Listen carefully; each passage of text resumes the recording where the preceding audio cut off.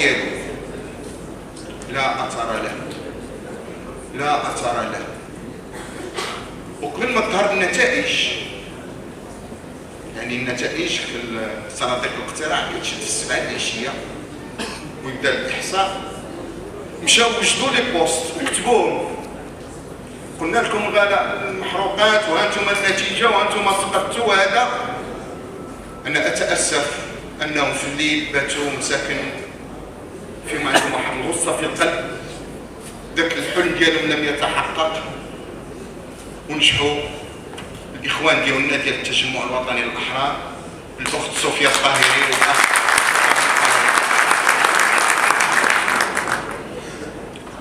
شنو غنضامنوا معاهم هادو المساكن اللي مرادين اللي دايرين هاد الحمله.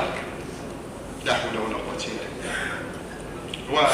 وندعيو معاهم الله يشافيهم، الله يشافيهم. في اخر مطاف كيبقاو مغاربه خوتنا. كل هذه الانجازات كنفتخروا بها وكنعتزوا بها، هي شريف وفي نفس الوقت كريم. واذا كاين شي فرصه خصنا نستخلصوا من هذه النتائج هو ان المواطنين والمواطنات عطاونا الاصوات ديالهم وثقوا فينا، وحنا غادي خصنا نكونوا في مستوى هذه الثقه باش نجعلوا من محطه الانتخابات ماشي موسم ديال تقاطبات والتجاذبات من اجل نيل الاصوات والمقاعد كيف ما كيقولوا البعض.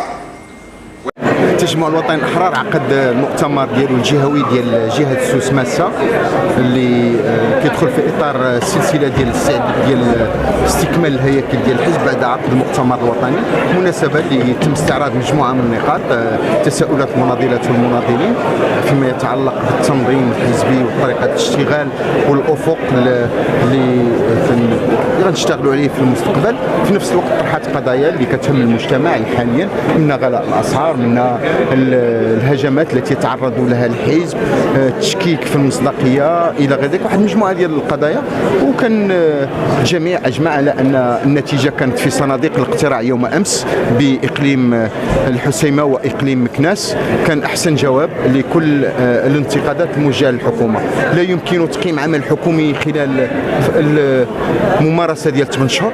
الديمقراطيات والذين يتحدثون باسم الديمقراطيه، هناك تفويض شعبي عبر صناديق الاقتراع لحزب سياسي كي يمارس تدبير الشأن العام لفترة انتدابية كاملة، ما عدا إذا كانت هناك أزمة سياسية، وهذا الأمر لا يوجد حاليا في المغرب. فبالتالي يجب أن نعطي الحكومة الفرصة ديالها تشتغل خلال 5 سنوات وتكون العملية ديال التقييم بشكل موضوعي ماشي بشكل شخصي، إما أن أكون وإلا الطوفان من بعدي. اليوم انعقد المؤتمر الجهوي لجهة سوس ماسة، هو مرحلة من واحد العدد ديال مرحلة سلسلة ديال المؤتمرات اللي دارت على الصعيد الوطني مباشرة بعد المؤتمر الوطني. إذا هنيئا بهذا بالنجاح ديال المؤتمر ديالنا. كما لاحظتوا الاخوان المناضلين والمناضلات كانوا كلهم متعطشين وعبروا كلهم بالاراء ديالهم، ويعني استحضروا كلهم واحد النفس اللي هو ايجابي، عبروا كلهم بالمفخره ديالهم الانتماء بهذا الحزب هذا. يعني كذلك المفخره ان السي عزيز خنوش هو اللي تيقود هذا الحزب هذا، والاخوان كلهم مناضلين ومناضلات كلهم عبروا بهذا الافتخار. اذا كلنا عزيز خنوش، وسنا غادي نبقاو ان شاء الله دائما عزيز خنوش، لان احنا تايقين فيه وتايقين في القدرات ديالو وتايقين في الكفاءات ديالو. مصير التنميه ان شاء الله اللي وعدنا به جميع المناضلين والمناضلات والمغاربه كلهم اجمعين اليوم تحت الانطلاقه ديال مسار التنميه في جهه سوس ماسه. وتنوعدوا المناضلين والمناضلات ان شاء الله ان البرنامج الحكومي غيتم ان شاء الله التنزيل ديالو على الصعيد الجهوي. غادي نخدموا مع جميع يعني القوات يعني والمؤسسات يعني المستويات الترابيه يعني ديال على صعيد الجهه.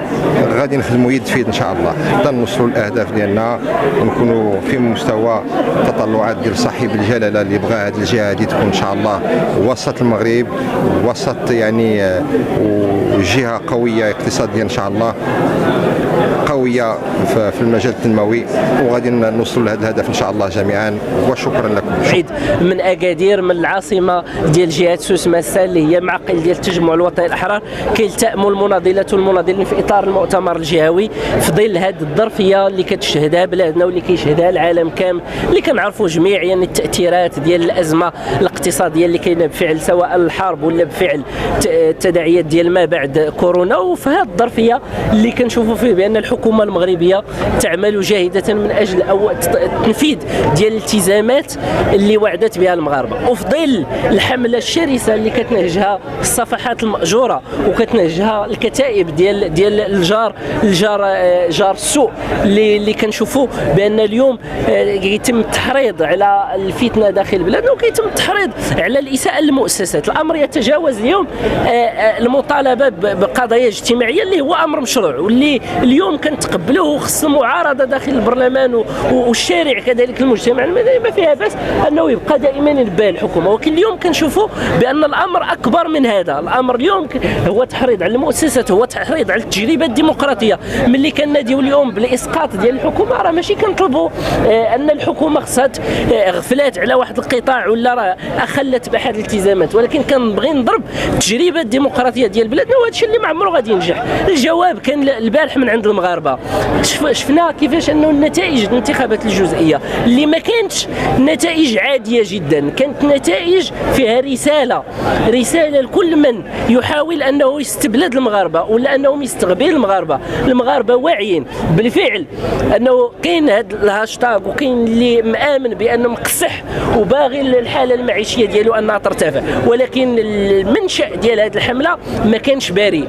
فيه جوج ديال الاطراف، في اطراف باغا الخدمه في بلادنا وفي اطراف باغا تستغلوا سياسيا باش ترفع يعني النسبه ديال البرلمانيين ديالها على وعسى انها تشكل فريق، ولكن هذا الشيء اللي ما عمره غادي يكون اليوم. والبارح جاوبوهم المغاربه. الحسيمه جبنا اكثر من 10,000 صوت وجابوا 700 صوت، رغم انه الزعيم ديالهم مشى تنقل الحسيمه ما استطاعش انه يقنعهم. لذلك اليوم العالم الافتراضي شيء والواقع شيء اخر. الواقع انه المغاربه واثقين في الحكومه ديالهم، واثقين في الملك ديالهم. المغاربه كيشوفوا اليوم الحمايه الاجتماعيه كيستافد منها 11 مليون مغربي اللي كيتسجلوا اليوم باش يستافدوا ابتداء من السنه المقبله. المغاربه اليوم كيشوفوا هذاك التعليم باش وعدناهم انه يتصلح، كاينه اليوم رؤيه وتم العرض ديالها امام مجلس المستشارين. المغاربه كيشوفوا ان سيدنا الله ينصرو صادق في المجلس الوزاري على قانون اطار ديال الاستثمار باش نخلقوا المناصب شغل وقانون اطار باش نصلحوا المنظومه ديال الصحه. لذلك اكيد انه عندنا الثقه في المغاربه وكذلك عندنا الثقه في المنتخبين ديال الحزب والسيد الرئيس اننا نقودوا